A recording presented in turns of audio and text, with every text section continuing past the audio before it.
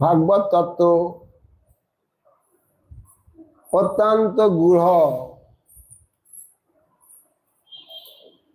সহজে তার মধ্যে প্রবেশ করা যায় না। কেবল বিদ্যা বুদ্ধির দ্বারা, পাণ্ডিত্যের দ্বারাও ভাগবতকে আস্বাদন করা যাবে না। ভক্তা ভাগবতং গাহ্য নচ বিদ্যা নচ টিকয়া। ভক্তির দ্বারাই ভাগবতকে আস্বাদন করতে হবে, বিদ্যা বুদ্ধির দ্বারা ভাগবত আস্বাদন করা যাবে না। সেই জন্যই বলেছেন শ্রীমৎ ভাগবত আস্বাদই রসিকই সহ। শ্রীমৎ ভাগবত আস্বাদন করতে গেলে রসিক ভক্তের দরকার। এই জন্যই পণ্ডিতকে আহ্বান করেননি।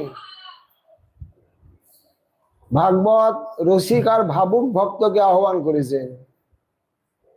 শ্রবণ কীর্তনের জন্য শ্রীমৎ ভাগবত পণ্ডিতকে আহ্বান করেননি, রসিক আর ভাবুক ভক্তকে আহ্বান করেছেন শ্রবণ কীর্তনের জন্য।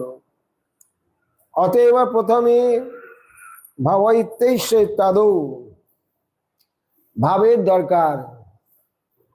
কমসে কম এই জগতে যে ভাব, সেটা হলো প্রেমাঙ্কুরে রতিভাব হয় দুই নাম।